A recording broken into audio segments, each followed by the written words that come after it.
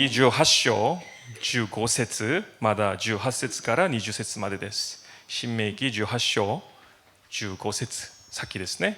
じゃあ読みたいと思います。내 하나님 여호와께서 너희 중 너희 형제 중에서 나와 같은 선지자 하나를 너를 위하여 일으키리니 너희는 그를 들을지니라. あなたの神主はあなたのうちからあなたの同胞の中から私のような一人の預言者をあなたのために起こされる。彼に聞き従わなければならない。18절 하세츠 내가 그들의 형제 중에 너와 같은 선지자 하나를 그들을 위하여 일으키고 내 말을 그 입에 두리니 내가 그에게 명하는 것을 그가 무리에게 다 고하리라. 私は彼らの同胞のうちから彼らのためにあなたのような一人の預言者を起こそう。私は彼の口に私の言葉を授けよう。彼は私が命じることを皆彼らに告げる。 자, 여기서 19절이 매우 중요한데요. 무릇 그가 내 이름으로 고하는 내 말을 듣지 아니하는 자는 내게 벌을 받을 것이요. この19節とても重要な御言葉になります。私の名によって彼が告げる私の言葉に聞き従わないものがあれば私が彼に責任を問う。 자, 그러나 거짓 선지자는 우리가 어떻게 알아내는가? 20절 내가 고하라고 명하지 아니한 말을 어떤 선지자가 만일 방자인의 이름으로 고하든지 다른 신들의 이름으로 말하면 그 선지자는 죽임을 당하리라 하셨느니라. また20節には偽預言者についても書いてあります。ただし私が告げようと命じていないことを不尊にも私の名によって告げたりあるいは他の神々の名によって告げたりする預言者があるならその預言者は死ななければならない。 아멘. 아멘. 자, 여기에 아주 중요한 포인트는 선지자는 하나님의 말을 전하는 입이다라는 것이. ここでとても重要なポイントは預言者は神様の御言葉を伝える人だということなんです。 아멘. アメン。 참 선지자와 거짓 선지자의 차이는 외향이나 모습에 있는 것이 아니에요. ですから本物の預言者と偽預言者のこの違いというのは外見やその働きのスタイルということではありません。 우리가 이 사람은 이렇다 저 사람은 저렇다 외향과 사역으로 말하기 전에 私たちがあの人はこうだあの人はああだというふうにその働きの見た目だとかその人自身の外見で何かを言う前に 우리 목사님께서도 말씀하신 것처럼 그 사람이 무엇을 말하는가를 집중하는 것이 가장 중요해요. ダニエル先生がおっしゃったようにその人が何を語っているかに集中するということはとても重要なポイントになります。 아멘. アメン。 이 다음 주 금요일부터 먼 케냐에서 이 일본에 또 우리 교회에 이렇게 데이비드 워르 선지자님이 오신다는 것은 아주 복되고 영광스러운 일입니다. 경사예요. 来週の金曜日からのですね 今週ですね。今週。今週の金曜日からの集会デイビッド・オー先生が遠いケニアからこの日本にしかも私たちの教会に来てくださるということはとても光栄なことだと思っています。 그리고 이 선지자님이 오셔서 여러 가지 치유 사역, 놀라운 하나님의 기적들을 많이 보여주실 거라 저는 믿습니다. そして私はこの預言者が来られて多くの神様の癒しの働きまた神様のその預言的働きを見せてくれると信じています。 근데 저는 개인적으로 가장 기대되는 것이 하나님의 말씀이에요. でも私は個人的に最も期待しているのは神様の御言葉なんです。 아멘. アメン。 나에게 우리 교회 이 일본에 주시는 하나님의 말씀이 무엇인가 두렵기도 하고 설레기도 합니다. 私にそしてこの教会にこの日本の地にくださる神様の御言葉メッセージは何なのかそれが本当に恐れおののく心で楽しみでもあります。 아멘. 이 선지자라는 단어를 히브리어로 보면은 하나님의 대변인이라는 spokesman이라는 단어가 됩니다. この預 나비라는 言者 말. というのをヘブル語で見ると神様の代弁ということでスポークスマンというんですね。代弁者。 그래서 오늘 보시면은 18절 20절에 내 말을 그 입에 두리니라고 했습니다. その18節見ると私の言葉を彼の口に授けると書いてあるんですね。 그리고 그가 말하는 것을 듣지 않으면 벌을 받을 것이다라고 또 하나 하였습니다. そして彼が私の言うことを聞かないならば、罰を受けるというふうにも言われました。 우리가 이 선지자라는 단어가 매우 생소한 것은 사실이에요. 저도 그래요. こう預言者というのがとても近寄りがたいそういう単語ではあるというのは事実なんです。 그러나 저에게 이번 메시지를 준비하면서 요나 선지자와 또 발람 선지자를 통하여서 자꾸 집중하게 하신 것은 무엇이냐면 しかし私が今回のメッセージを準備しながら預言者ヨナとそして預言者バラムをですね、主がそこに焦点を合わせるようにされました。 요나 선지자 같은 경우는 하나님과 1대1의 모습을 봤을 때 아주 형편없는 선지자예요. この預言者ヨナはですね、神様との一対一の関係で見ると本当にあまり優れていない預言者だと言えます。 니느웨를 사랑하는 마음도 없었고요. ニネベを愛する心もありませんでした。 하나님의 말씀에 불순종한 그래서 이 고래의 뱃속에 갇히기도 한 죽을 뻔한 그런 선지자예요. 神様の御言葉にこの指示に不従順したから大きな魚のお腹の中で死にそうになった、そういう預言者だったんです。 많은 사람들이 지금 요나 선지자를 생각한다면 저 사람은 거짓 선지자라고 말할 것입니다. 多くの人が今現在その預言者ヨナを見たらですね、あの人は偽預言者だと思うと言われたかもしれません。 또 발람 선지자 같은 경우에는 처음에는 너무 잘해요. また預言者バラムの場合は最初はとても良かったんです。 하나님이 말한 대로 그대로 선포합니다. 神様が語ったことをそのまま宣言しました。 근데 맨 마지막에 그가 하나님께서 말하지 않은 것들을 말하기 시작합니다. しかし最後は彼は神様が語らなかったことを自分の口を通して語ったんです。 누가 참 선지자고 누가 거짓 선지자입니까? 우리를 잘 생각해 볼 필요가 있다라는 거예요. 私たちは誰が真の預言者で誰が偽預言者なのか、これはちゃんと考えてみなくてはなりません。 아멘. アメン。 끝까지 하나님의 말씀을 선포하고 있는가? 最後まで神様の御言葉を宣言しているのか、 자고 있는 사람들을 일깨우는 찬물을 끼얹는 일을 하고 있는가? 眠っている人を目を覚ますこの冷水のような役割をしているのか、 죽을 수밖에 없는 심판 받아야 할 사람들을 이제는 상대방이 어떻게 생각하든 상관없이 하나님의 뜻대로 선포하고 있는가? 今死んでいく人々、また裁きを受けなきゃいけない人々をその人たちがどう思うか関係なく神様の裁きを愛を持って本当に伝えているか、 그 말을 끝까지 전하는 사람이면 그 사람은 선지자예요. それを最後まで伝える人、その人は預言者です。 아멘. アメン。 세례 요한의 등장에 대해서 이사야 선지자는 그의 외모에 대해서 말하지 않고 이렇게 バ 말합니다. プテスマのヨハネの登場についてイザヤは彼の外見については言いませんでした。このように言いました。 그가 메뚜기를 먹고 가죽 옷을 입고 다녔다 전혀 얘기하지 않아요. 彼がイナゴを食べていた、また革の帯で腰を締めていた、こういう話は全く出てこないんです。 이사야서 40장 3절 말씀 보시면 イザヤ40章3節、 외치는 자의 소리여 이르되 너희는 광야에서 여호와의 길을 예비하라 사막에서 우리 하나님의 대로를 평탄하게 하라라고 했습니다. 荒野に呼ばわる者の声がする、主の道を整えよ、荒れ地で私たちの神のために王子を平らにせよ。 주의 길을 예비하면서 광야에서 외치는 소리라라고 했어요. 主の道を整える、備えるために荒野で叫ぶ者の声がすると。 자, 광야에서 무엇을 외쳤느냐? 荒野で果たして何を叫んだのか。 예수님의 오심을 준비하고 마태복음 3장 1절의 말씀입니다. マタイの3章1節ですね。 3절까지죠.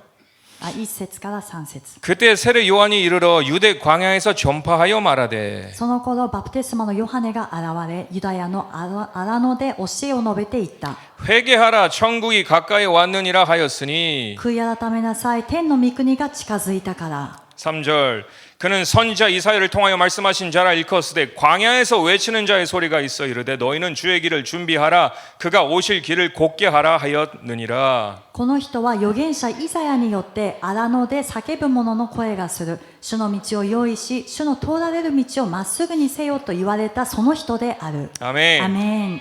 무엇을 말하는가 그것으로 선지자가 아닌가를 알 수 있게 된다는 것이. 何を語っているか、これによって預言者かどうかを見分けることができます。アメン。アメン。 여러분에게 지속적으로 회개와 가까이 오고 있는 그 심판에 대해서 말하고 있는 사람, 끝까지 말하는 사람이라면 여러분은 그 사람을 따라가야 돼요. 皆さんに持続的に悔い改めについて、そして近づいている裁きについて、これを最後まで絶えず語っている方がいるならば、その人についていくべきであります。 여러분들이 듣기 힘든 말이라 할지라도 우리가 알죠. 상대방이 어떻게 들을지. 그러나 그 마음을 알지만 그래도 하나님의 말씀을 선포하는 사람들이 선자의 영을 가지고 있는 사람들이에요. その人がどういうふうに受け止めているかということは語っている側もそれは分かっているんですね。でもそれにもかかわらず本当の裁き、悔い改めについてずっと述べている、告げているというのは真の預言者であります。 아멘. 예수님께서는 이런 사람들을 조심하라고 했습니다. イエス様はこういう人たちには気をつけなさいと言われました。 우리는 보통 겉모습을 되게 중요시 보기 때문에 이것을 안 볼 때가 많아요. 私たちは大体外見を重要視する時があるので、この部分は見落としがちなんです。 마태복음 7장 15절을 보시면 マタイの7章15節 거짓 선지자들을 삼가라 양의 옷을 입고 너희에게 나오는 속에는 노략질하는 일이라 라고 했습니다. 偽預言者たちに気をつけなさい。彼らは羊のなりをしてやってくるが、うちは貪欲な狼です。アメン。アメン。 양의 옷을 입고 있다라고 했습니다. 羊のなりをしている。 우리와 똑같은 사람처럼 광명한 천사의 모습으로 여러분에게 등장할 것입니다. 私たちと同じようなクリスチャンの姿で、そして光の御使いのような姿で皆さんの前に現れます。 가장 겸손하고 가장 인정이 많아 보이는 웃는 얼굴로 등장할 것입니다. 最も謙遜で、そして忍耐深くあるような笑顔で皆さんの前に現れると思います。 그러면서 무엇을 말하는가? それで何を語るのか。 괜찮아요. 괜찮아요. 大丈夫ですよ、大丈夫。 그럴 수 있어요. そういうことはありえますから。 하나님도 다 이해하세요. 神様もあなたのことを理解してますよ。 평안하다, 평안하다, 안전하다, 안전하다라고 하는 사람들을 여러분 조심하셔야 돼요. 平和だ、平和だ、安全だ、安全だと言っている人、皆さん本当に気をつけてください。 아멘. 겉모습에 집중하지 마시고 무엇을 말하는가를 집중하시길 바랍니다. だから外側の姿に集中しないで、何を語っているかその言葉に集中してください。アメン。アメン。 물론 이것을 전제로 말씀드리고 싶은 것이 있어요. もちろんこれを前提に話したいことがあります。 선지자로서는 바른 말을 하고 있지만 삶이 못 따라오는 경우들도 있습니다. 預言者としては正しいことを語っているけれども、その私生活がそこについていっていないという人もいます。 이럴 때 우리가 어떻게 해야 되는가? じゃあこういう時私たちはどうすればよいのか。 아까도 말씀드렸지만 요나 선지자를 주목하게 하시면서 先ほども話した預言者ヨナをですね、主が注目させながら、 주님이 저와 여러분에게 분명하게 해야 되는 것은 무엇이냐면 主がですね、皆さんと私がこれは確かに何をすべきなのかということを示してくださったのは、 요나의 개인의 삶이 하나님과 이런 일들이 있었으니까 ヨナの個人的な私生活、自分の個人の人生では神様との関係においてあれがあった、これがあったから、 이런 연약함들이 있었으니까 나는 안 들을 거야. 거짓 선지자라고 판단한다라면 こういう弱さがあったから私は彼の言葉は聞きません、彼は偽預言者ですというふうに判断するならば、 니누의 백성이 요나 선지자를 판단했다라면 그 니누의 백성들은 어떻게 되었을까요? ニネベの人たちがそのような視点で、ヨナを判断したならば、ニネベの人たちはどうなったでしょうか。 분명히 다 죽고 말았을 것입니다. 明確にみんな滅びたと思います。 아멘이십니까? アメンでしょうか。 우리는 선자의 말을 들어야 되지 그 외양과 삶을 보는 것이 아니. 그것은 우리가 판단할 바가 아니에요. 私たちは預言者の言葉を聞くのであって、彼らの外見や彼らの私生活を見るのではないんですね。それは私たちが判断するものではありません。 하나님께서 만약에 심판하실 내용이 있다라면 하나님께서 하실 것입니다. 우리가 하는 게 아니에요. もし神様が見られるときに彼らの人生、私生活において裁かなきゃいけないことがあるならば、それは神様が裁かれるのであって私たちがすることではないんです。 아멘. アメン。 로마서 11장 29절을 꼭 마음속에 새기시길 바랍니다. ローマの11章29節を、これを必ず心に留めてください。 하나님의 은사와 부르심에는 후회하심이 없느니라라고 했습니다. 神の賜物と証明とは変わることがありません。 아멘. アメン。 하나님만이 하나님의 사람을 택하십니다. 神様だけが神の人を選ばれます。 아멘. アメン。 그리고 그 사람을 통해 반드시 선한 계획을 이루십니다. そしてその人を通して必ず神様の正しい良い計画を成し遂げてくださいます。 실수는 사람이 하는 것이지 하나님이 하는 것이 아니에요. 失敗は人間がするものであって神様のものではありません。 그리고 분명히 심판할 일이 있으면 하나님께서 하실 것입니다. そして明確に裁かなきゃいけない出来事があるならば、それは神様が必ず裁かれます。 그러니까 우리는 이러쿵저러쿵 할 자격조차가 없다라는 것입니다. 여러분 이걸 아셔야 돼요. ですから私たちが神の人、誰かを見てああだこうだという資格さえもないということは私たちは知らなくてはなりません。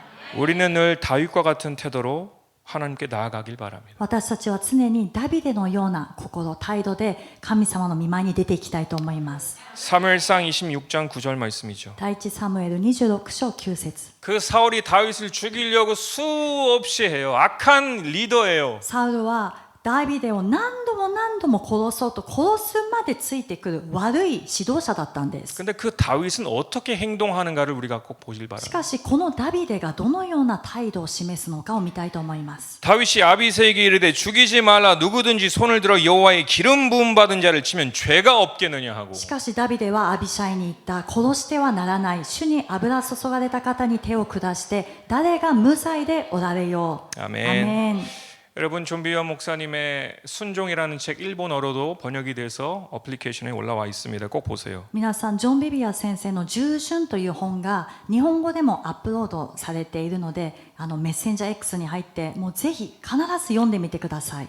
정말 하나님의 권위라는 것은 어떻게 가는가를 잘 기록되어 있습니다. その本にではですね、神様の権威というものがどのような秩序、こういうものがどうなっているかということがとても分かりやすく書いてあります。 그리고 결국 순종이라는 것은 하나님을 경외함과 친밀함이 다 연결되어져 있어요. 다른 게 아니에요. そして従順というところには神様を恐れること、神様との親しい交わり、すべてつながってるんですね。別物ではありません。 제가 정말 한탄하는 것은 무엇이냐면 자기가 너무 똑똑하고 너무 성경적인 것처럼 말해.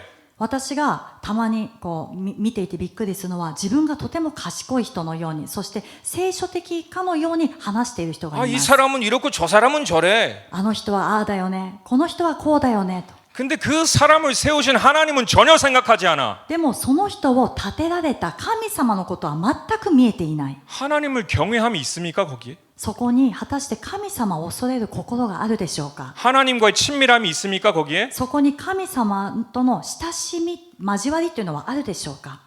그 말하고 있는 그런 행동을 하고 있는 사람에 대해서 하나님께서는 어떻게 보실까요? そのように話している人、そのように軽蔑する行動をしている人、神様はどう見ておられるでしょうか。 지금 하나님께서 세운 사람들에 대해서 말하고 있을 때 아, 하나님은 틀렸어. 하나님의 선택은 바보 같아라는 말과 똑같다라는 것 神様 여러분 が 꼭 두려움으로 기억하시길 바래요. 立てられた人に対してあの人はこうだ、あの人の弱さはこうだというふうに言っているときに、それはイコール神様の選択が間違っていた、神様の見る目がなかったと言っていることと同じだということを皆さん本当に恐れる心で心に留めましょう。 아멘. アメン。 정말 하나님을 경외하면 하나님께서 하시는 모든 일을 인정하고 받아들여요. 本当に神様を恐れる人は神様がなさるすべてのことを認めてそのまま受け入れます。 정말 하나님과의 친밀함을 가지고 있으면 그런 마음을 가질 수가 없어요. 本当に神様と日頃親しい交わりを持っている人はそのような心を抱くことすらできません。 그 경외함과 친밀함이 뭘 의미하는지를 모르기 때문에 그러는 거예요. その恐れることと親しい交わりが何を意味しているのかすら分かっていないからそういうことを軽く発言できるんです。 예수님은 우리에게 이렇게 경고하셨어요. イエス様は私たちにこのように警告されました。 마태복음 12장 36절 37절 マタイの12章36、37。 내가 너에게 이르노니 사람이 무슨 무익한 말을 하든지 심판의 날에 이에 대하여 신문을 받으리니 私はあなた方にこう言いましょう。人はその口にするあらゆる無駄な言葉について裁きの日には言い開きをしなければなりません。 너의 말로 의롭다 함을 받고 너의 말로 정죄함을 받으리라 라고 했어요. あなたが正しいとされるのはあなたの言葉によるのであり、罪に定められるのもあなたの言葉によるのです。 아멘. アメン。 지난 금요 예배에도 욥을 통해서 여러분께 말씀드렸지만 先週の金曜日のメッセージもヨブを通して皆さんに伝えましたけれども、 사단은 반드시 여러분의 입을 어떻게든 열게 만들려고 할 것입니다. 悪魔はサタンはどうにかして皆さんの口をこじ開けようとします。 그리고 그 입이 열리는 순간 여러분의 믿음이 비례하게 될 것이에요. そしてその口を開いた瞬間、それが皆さんの信仰のレベルにつながっていきます。 어떤 예화가 있는데요. ある例えを話しますね。 아주 기도를 열심히 하는 한 성도가 있었어요. こう一生懸命、本当に熱心に祈っている一人の信徒がいました。 근데 그 성도가 꿈을 꿔요. で、その信徒が夢を見たんです。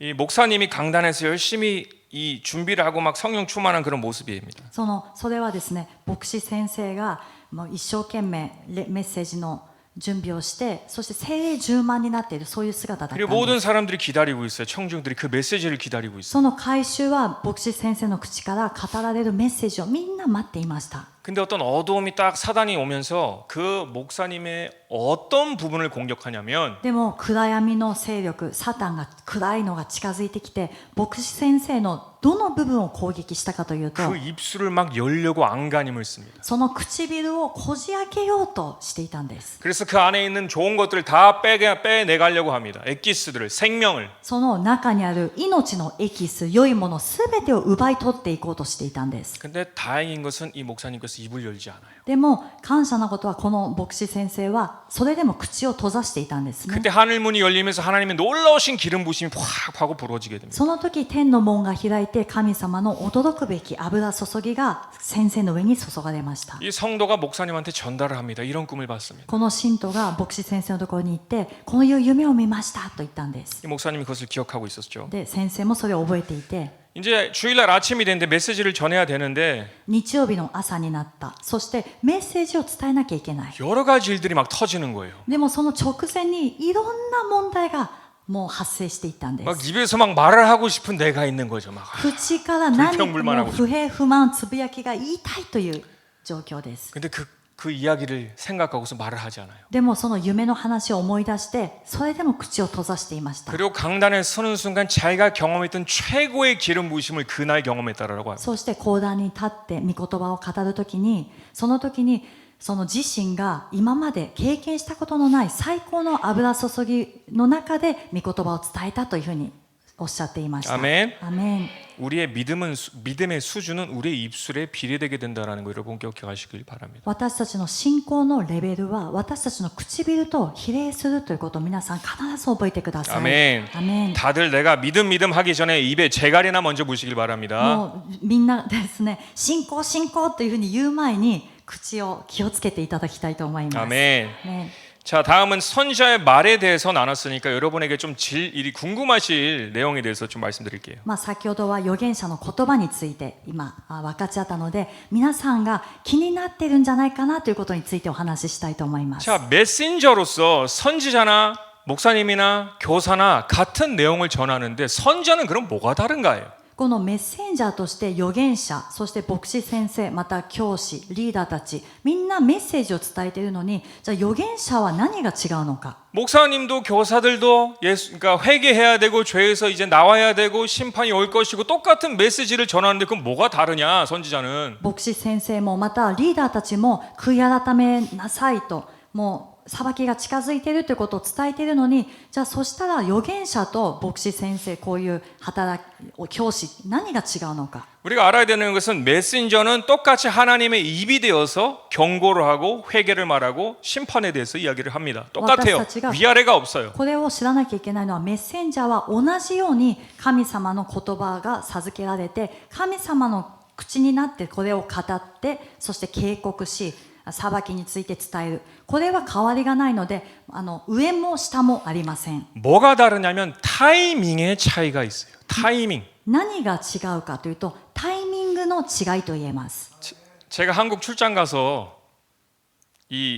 어떻게 여러분이 이해하기 쉽게 좀 설명을 해야 될까 계속 고민을 했어요. 자면서도 고민을 하고. 私は先週韓国に出張に行っていたので、もうこれをですね、どうやって皆さんに分かりやすく伝えることができるか、寝ながらも悩んでいたんです。 스포츠에 대해서도 좀 예를 들었는데 또 스포츠를 모르시는 분들도 계실 거고. このスポーツを用いて例え話を作ってみたんですけど、でもスポーツ詳しくない人はそれもわからないんじゃないか。 나중에 하나 좋은 아이디어가 뭐냐면 이 주차 센서, 자동차에 달려 있는 주차 센서로 조금 이러면 좀 이해가 쉽겠다는 생각이 들어요. 分かりやすいアイディアが浮かんだんですけども、それがこう駐車する時の車のセンサーで例えてみたいと思います。 우리가 이 후진을 할 때 주차 센서가 물체에 가까워지면 가까워질수록 삐삐삐 이런 게 들리잖아요, 그죠? 私たちがこう運転でバックするときに、こう何か物体に近づいたら、そのセンサーがピーピーピーと教えてくれますね。 근데 더 그 물체에 가까워지면 가까워질수록 그 삐삐 소리가 빨라져요.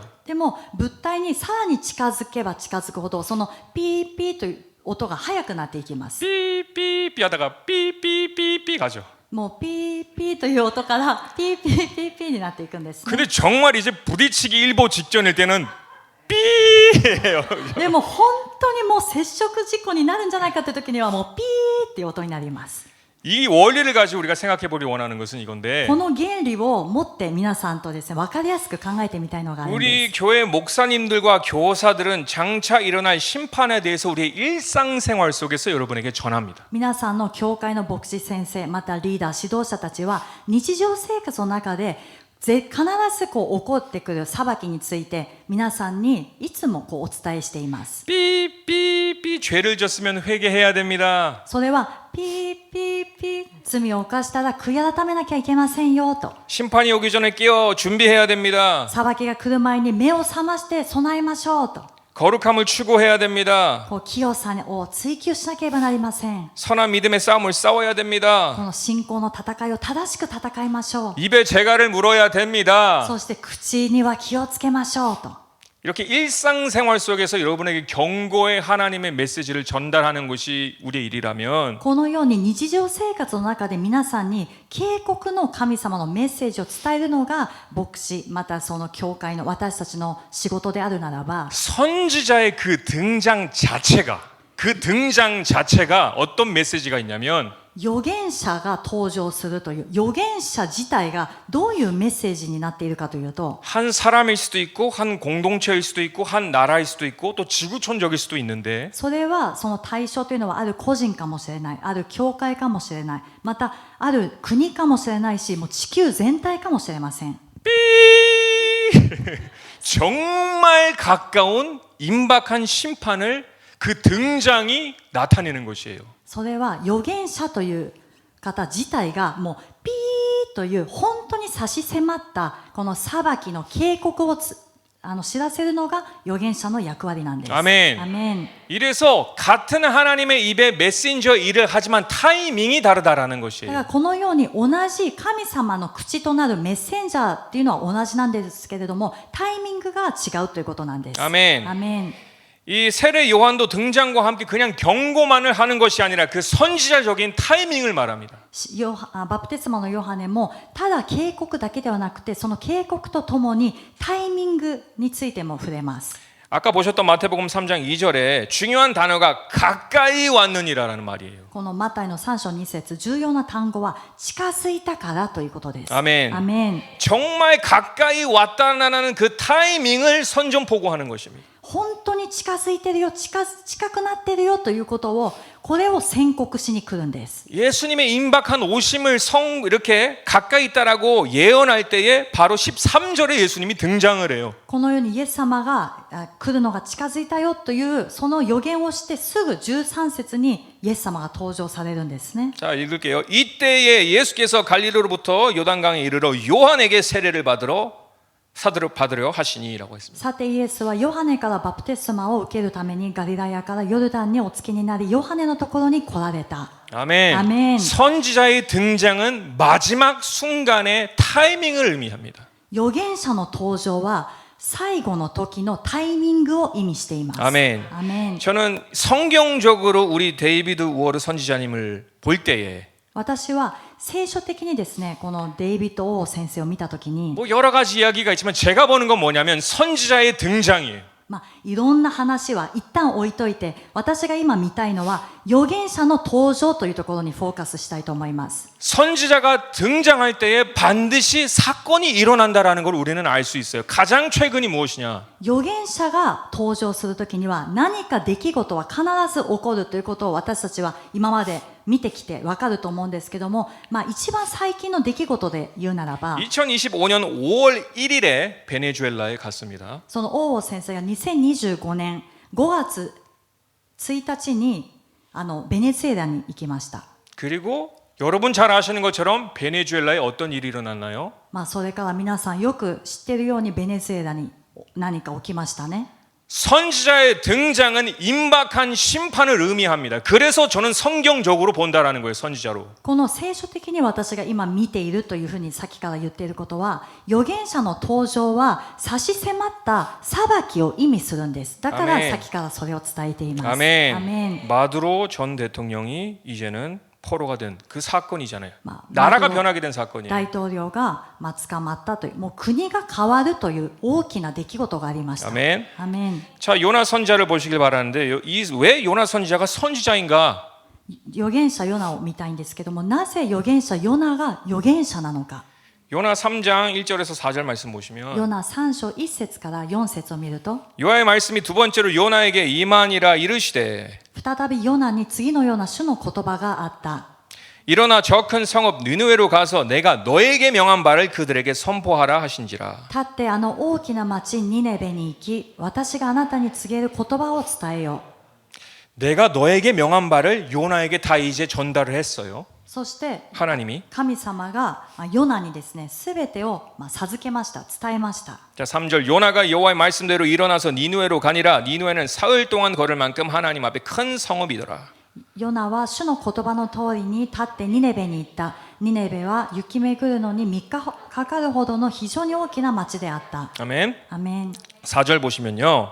4節 여기서 그냥 경고가 아니라 타이밍을 줍니다. 4節を見ると、ただの警告ではなくタイミングを与えます。 요나가 그 성읍에 들어가서 하루 동안 다니며 외쳐 이르되 40일이 지나면 니누에가 무너지리라 하였더니라고 했습니다. ヨナはその町に入ってまず1日目の道のりを歩き回って叫び、もう40日するとニネベは滅ぼされると言った。 아멘. アメン。 왜 선지자인가? 40일이라는 마지막 타이밍을 전달했다라는 것을 우리가 알 수 있습니다. なぜ預言者なのか。この残り40日という最後のタイミングを伝えに行ったその預言者だったんです。アメン。アメン。 이 선지자의 등장 자체가 때로는 날짜도 줄 때가 있고 또 안 줄 때도 있지만 この預言者の登場自体が時にはですね、その確かな日程を告げる時もあるし、そうしない時もあります。 중요한 것은 그 선지자의 등장 자체가 이제는 임박한 변화와 심판을 말한다라는 것입니다. でも重要なのは預言者の登場自体が差し迫ったこの緊張感、そして裁きとまた裁きについてですね、そして大きな今から来る大きな変化について語っているということになります。 아멘. 한마디로 삐를 의미하는 것이에요.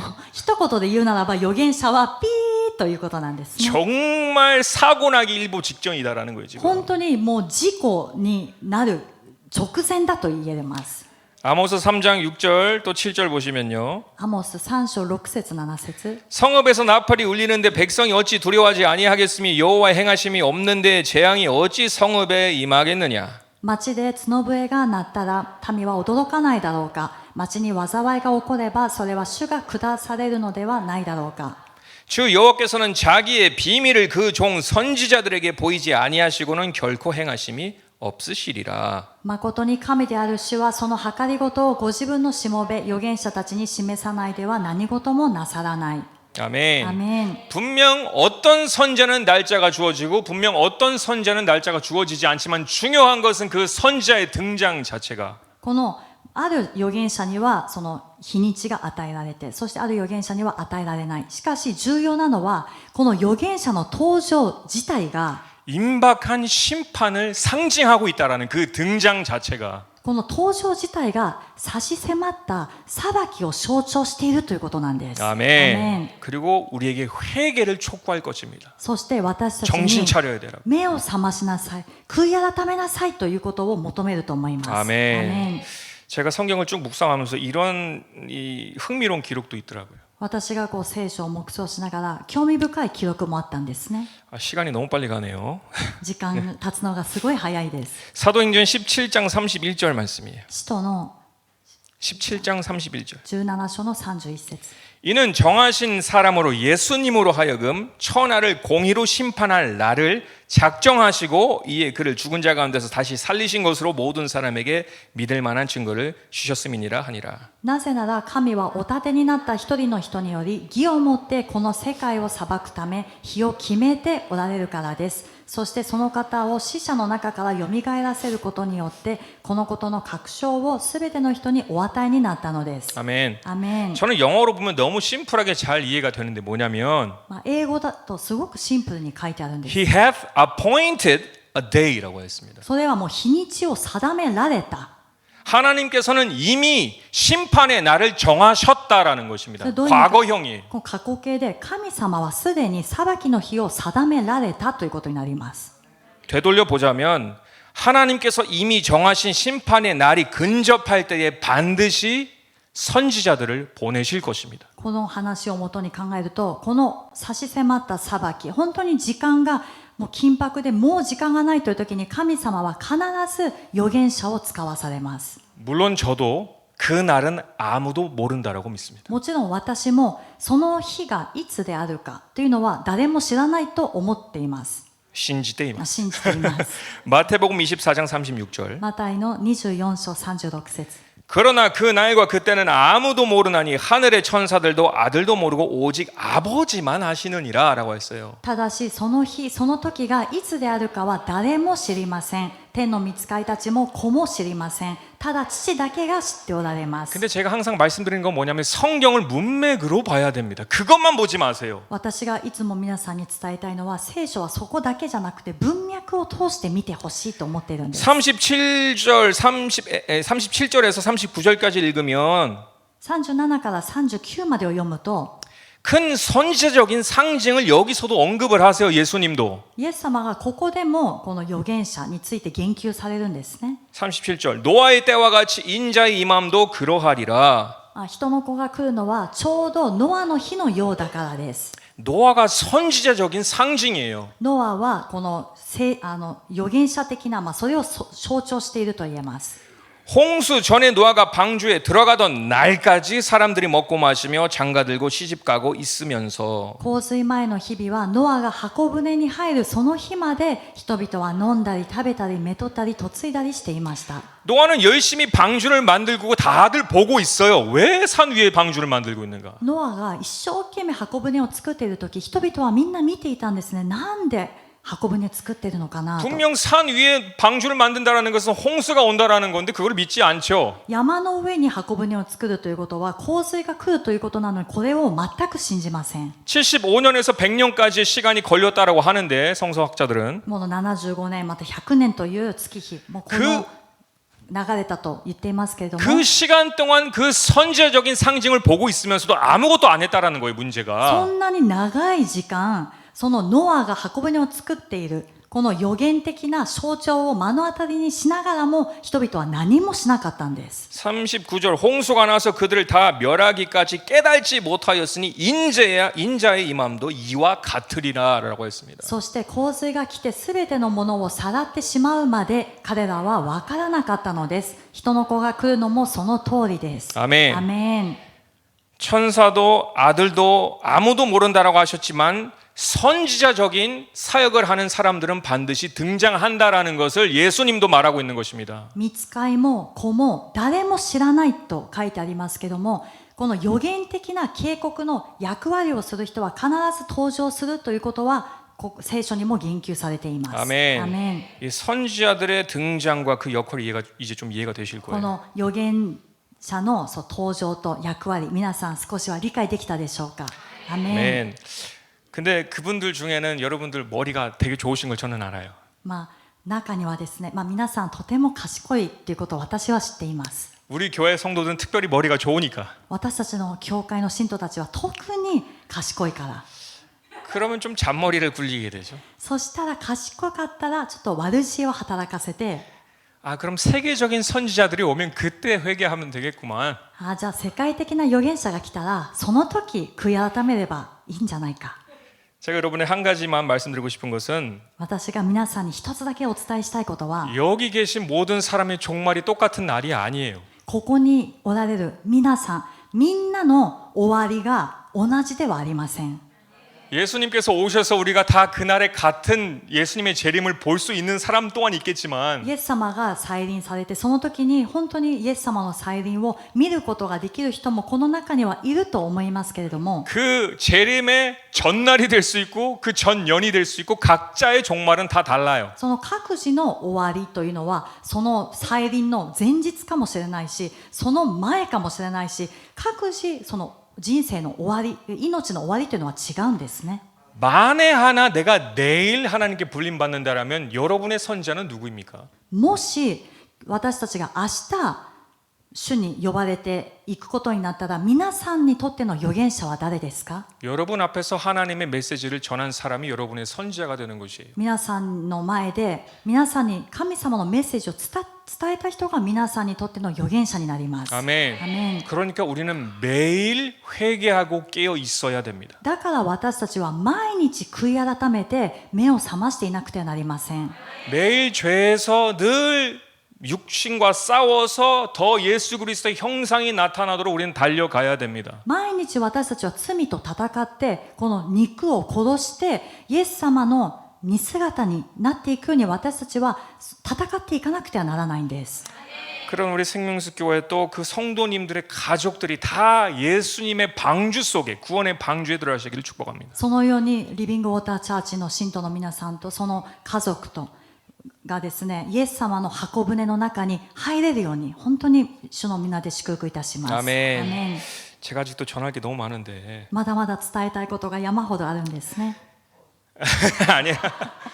저는 이렇게 큰 집회들을 저는 우리 이준영 목사님한테도 얘기를 들었지만 私はリー・ジュンヨン牧師からも話を聞いたんですけ 우리 れども、 해피데이 페스티벌이나 이럴 때 누군가를 초청하려고 하면 ハッピーデーフェスティバルの時に誰かをこう招待しようとして、 요즘 조금 이제 유튜브에서 알려진 그냥 찬양팀들 이런 팀들 있잖아요. この YouTube でちょっと有名になってきた、日本でですね、しかも日本でやっと知られてきたような賛美チームがいたとします。 근데 그분들한테 리퀘스트를 하면은 스케줄이 꽉 찼다라는 거예요. その方たちにリクエスト、このゲストとして来てくれますかというふうに出しても、もうスケジュールがいっぱいですというふうに言われるんです。 여러분들은 이렇게 물론 깊은 얘기를 잘 모르시니까 행사를 하나보다 집회를 하나보다 그냥 단순히 그렇게 생각하실 건데 皆さんは教会のそういうハッピーデーフェスティバルというイベントもそうだし、教会で開かれる集会もそうだし、あまり深いことを知らないので、またこうイベントがあるんだなと思うかもしれません。 근데 우리가 사역자로서 또 지도자로서 알 수 있는 거는 뭐냐면 이런 집회를 열기는 몇 년이 걸릴 수도 있고 그래도 불가능할 때가 많아요. でも私たちがこの指導者の立場、この牧師の立場で、リーダーの立場で分かることは、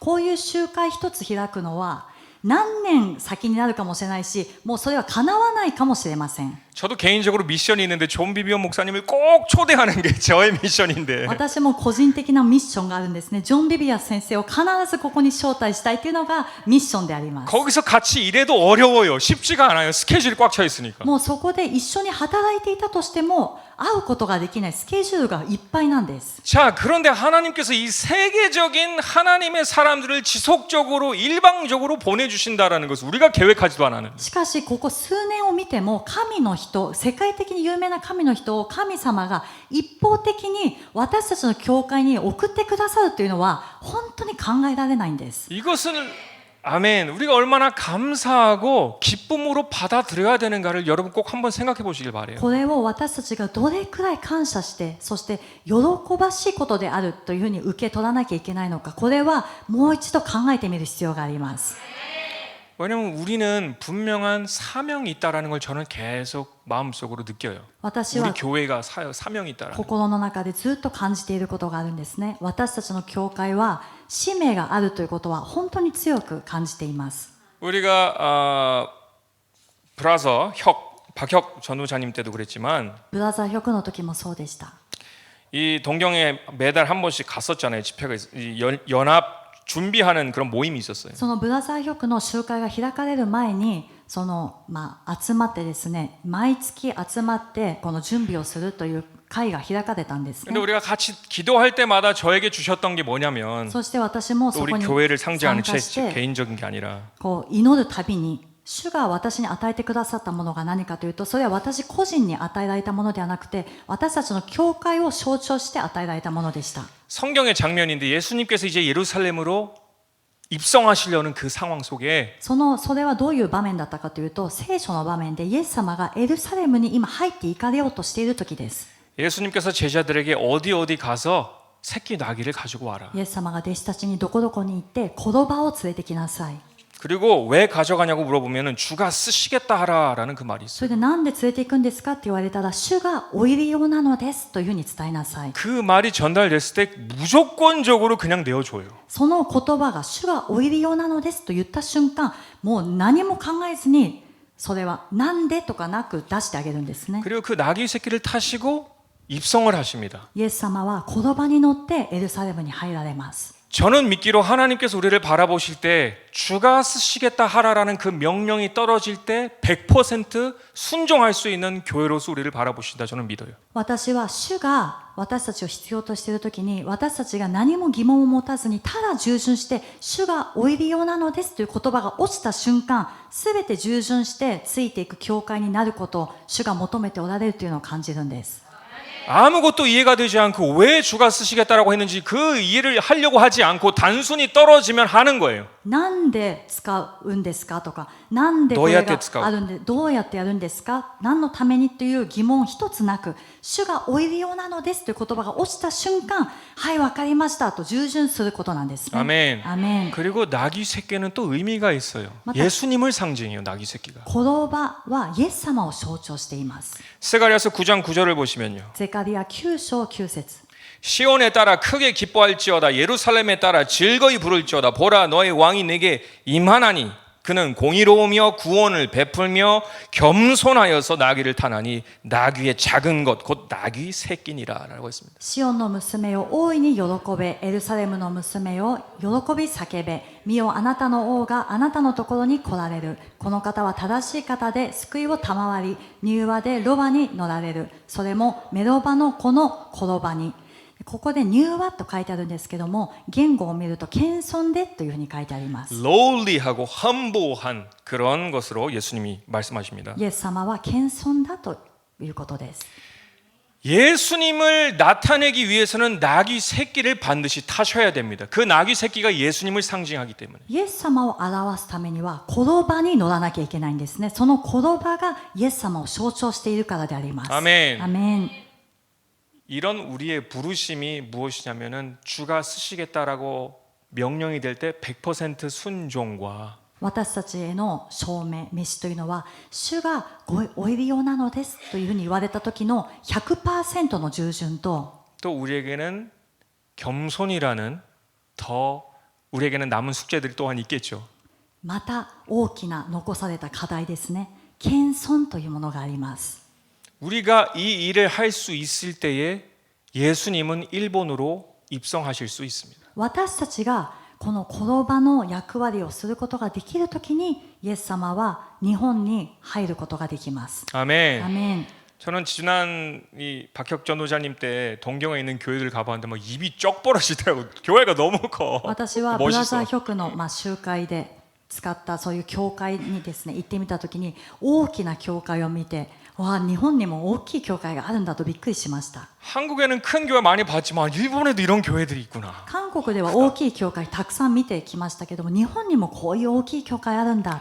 근데 하나님께서 타고 일본에 들어오시려면 반드시 100% 순종과 겸손의 모습을 가지고 있는 교회여야만 합니다. しかし神様が日本に入ってこられるためには、この 100% の従順とそして謙遜の姿を持った子馬に乗ってくる。だからそういうのが整った教会でなくてはなりません。 그런 교회로 우리를 보시고 지속적으로 보내주시고 또 앞으로도 우리가 더 성장해야 된다라는 거 여러분 꼭 기억하시길 바랍니다. そのような教会として主が見てくださって、そのように神の人を送ってくださる。そして私たちはそれをもってこれからもどんどん成長していかなくてはならないなと思います。アメン。 그런 의미에서 데이비드 워르 선지자님의 등장은 그 자체만으로 우리에게 많은 것을 또한 의미하고 있어요. それをもって見てもデイビッド・オー先生の登場というのはもうその登場自体が大きなものを意味しているんです。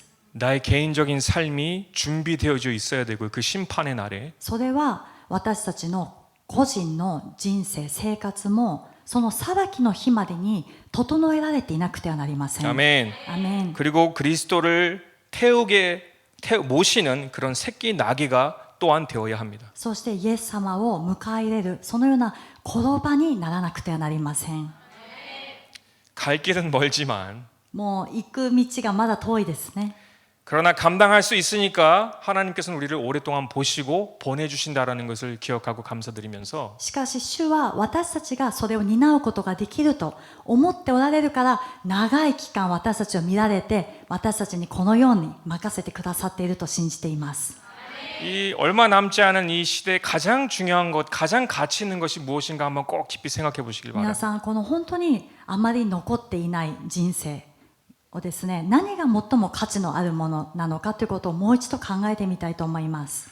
우리 또한 바울처럼 디모데후서 4장 7절 8절 읽고 마치도록 하겠습니다. もうパウロのように 디모데후서 第二テモテの4 4章7節8 8節読んで終わりたいと思います。 나는 선한 싸움을 싸우고 나의 달려갈 길을 마치고 믿음을 지켰으니 私は勇敢に戦い走るべき道のりを走り終え信仰を守り通しました。 이제후로는 나를 위하여 의의 면류관이 예비되었으므로 주 곧 의로우신 재판장이 그날에 내게 주실 것이며 내게만 아니라 주의 나타나심을 사모하는 모든 자에게도니라. 今からは義の栄冠が私のために用意されているだけです。かの日には正しい審判者である主がそれを私に授けてくださるのです。私だけでなく主の現れを慕っている者には誰にでも授けてくださるのです。 아멘. 이 일본 땅에 예수님을 모시고 나아가는 우리 생명수 교회가 되기를 예수 그리스도의 이름으로 축복합니다. 日本の地にイエス様を迎え入れて、そして共に出ていくこのリビングウォーターチャーチになるように皆さんを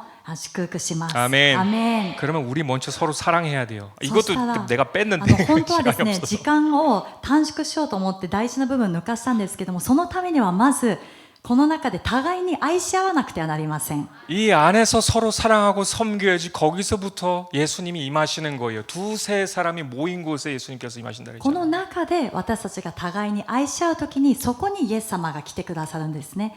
2人でも3人でも心を合わせるときにイエス様が来てくださいます。 아멘. アメン。 우리 옆에 분들에게 축복하겠습니다. 당신을 예수님의 이름으로 축복합니다라고. 横の方にですね、あなたをイエス様の皆で祝福しますと言ってください。あなたをイエス様の皆で祝福します。 아멘. 큰 변화는 지금부터 시작합니다. 大きな変化は今から始まります。 아멘. アメン 우리 같이 お 기도하겠습니다. 祈りします。